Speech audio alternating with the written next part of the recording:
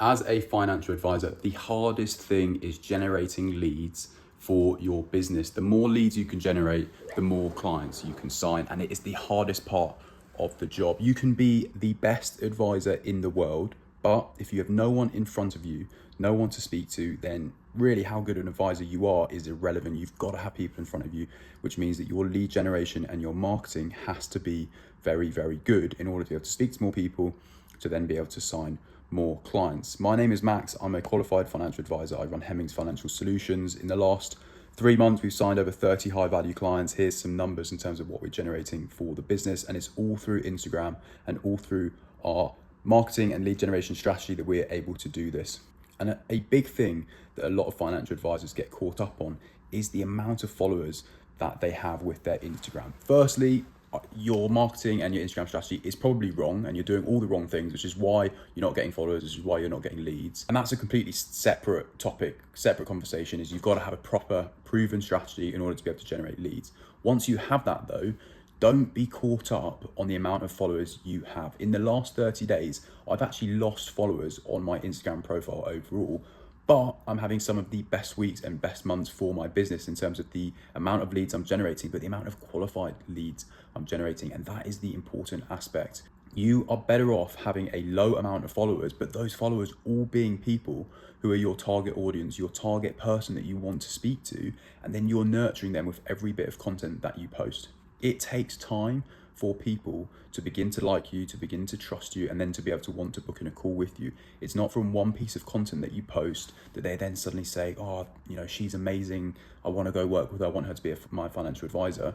It takes multiple bits of content. It takes you nurturing them, which comes back to your strategy. The strategy that you have has to nurture those people, has to be pointing and talking about the pain point problems that they've got, and then is going to nurture them and nudge them slowly into becoming a lead, into getting in contact with you, and then eventually becoming a client. Now, the reason why I'm happy with the fact that my followers is going down is because I'm actually being more targeted, and my posts that I'm posting are more targeted towards the person that I want to speak to. And so I know that those people who are now unfollowing me are not my target audience. The reason I know that is because my target audience wouldn't unfollow based on the information that I'm posting. And so this is why you shouldn't get caught up on how many followers you have, who's liking it, who's saving it, who's commenting it. What you need to be doing is making sure that you've got that proven strategy, that you're talking about the pains and problems that your ideal client has, being consistent with your content, and trusting that Instagram is going to put that in front of people who it resonates with, who it's meant to be for.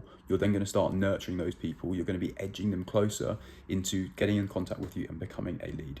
If you're following a proven strategy that you know works, that there's proof that it works, then your follower count going down or the amount of views you have not being that high is not an issue at all, because it does take time. It takes multiple bits of content to nurture someone.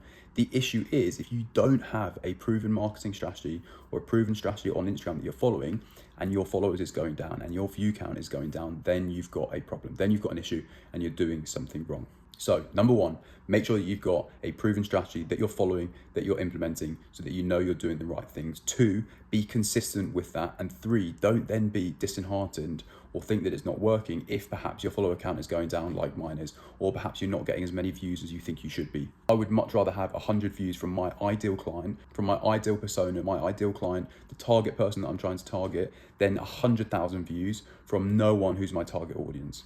So if you're bearing those 3 things in mind and you're following a proven strategy, then you're doing the right things. If you'd like to find out a bit more information about the proven strategy that we use, then go and watch this video here. I talk through what it is I do, how I do it, and it'll be really useful for you.